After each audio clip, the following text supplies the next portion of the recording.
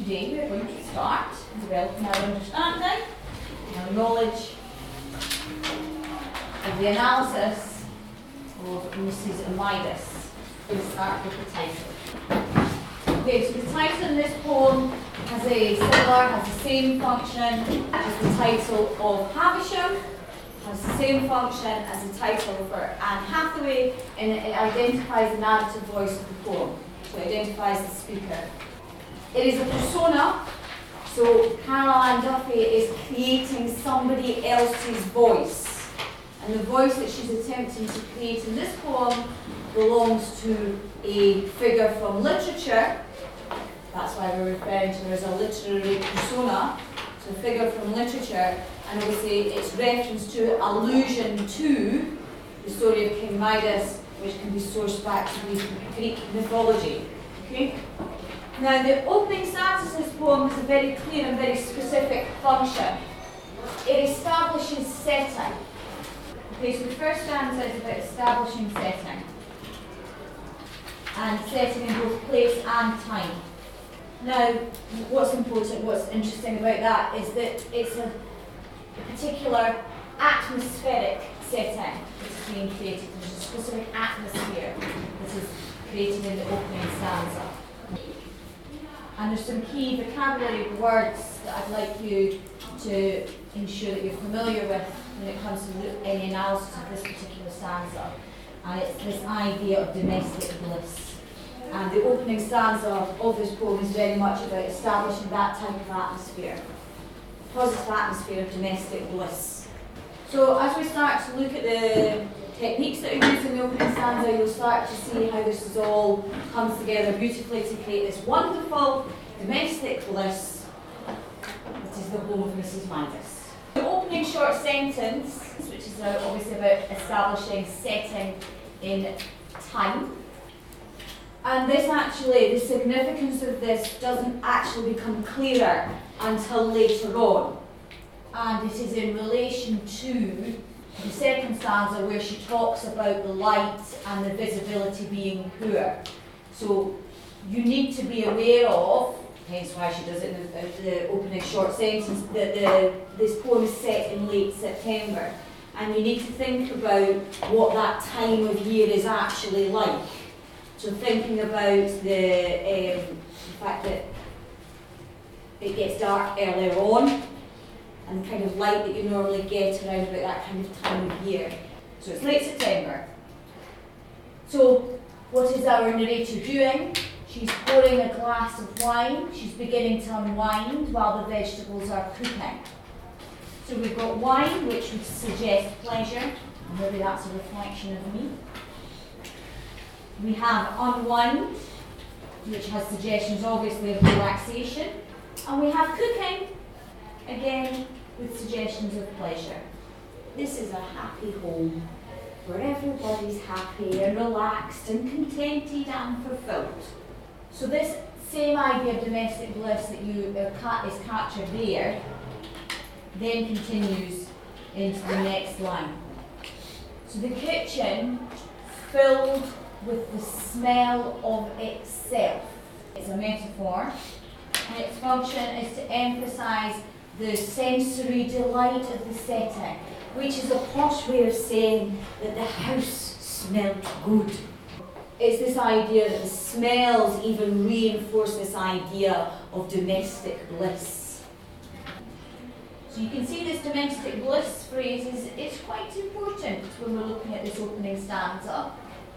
Okay, then we have a lovely piece of parenthesis, and I think of all the analysis we've done thus far, this is the first time we've picked up on parenthesis.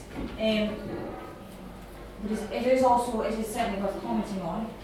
And it gives us additional atmospheric detail, which is reinforcing the idea introduced by the word unwind. Okay?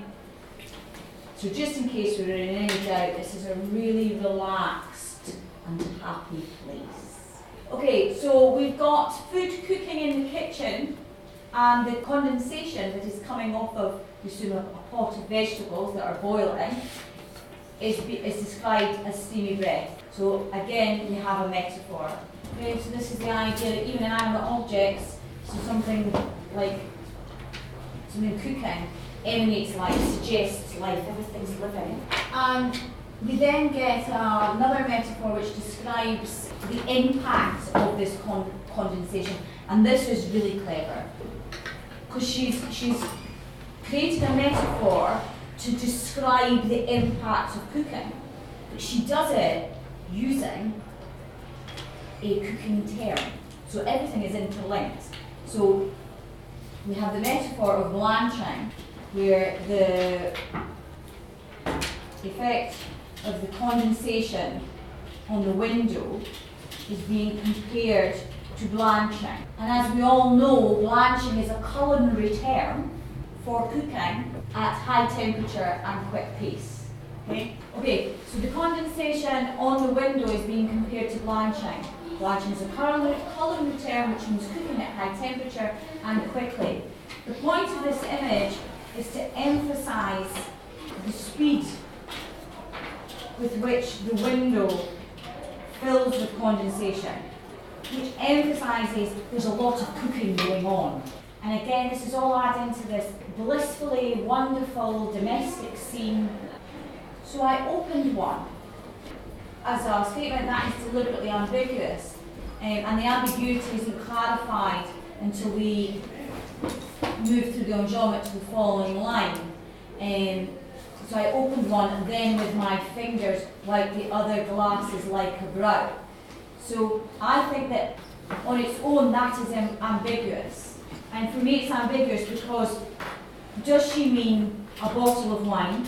So perhaps this isn't a scene of complete domestic bliss, maybe this is a woman who's on her second bottle of wine before she's even managed to get tea ready. Or does she mean the window? Or does she mean something else?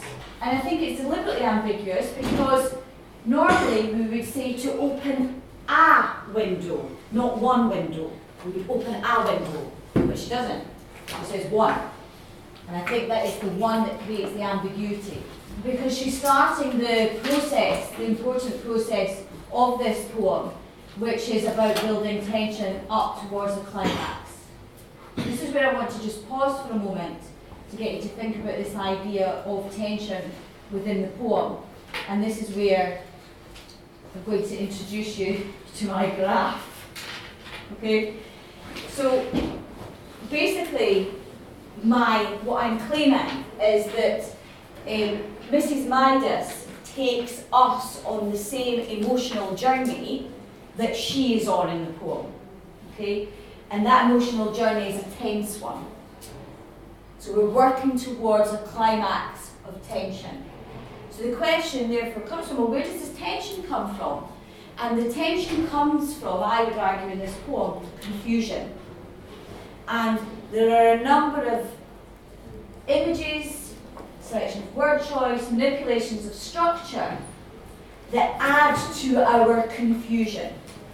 So one of the things that we're going to do as we move through the first half of the poem is we're going to plot the narrative events with this idea of tension. So on the graph here, the axis on the left-hand side will be our emotional response.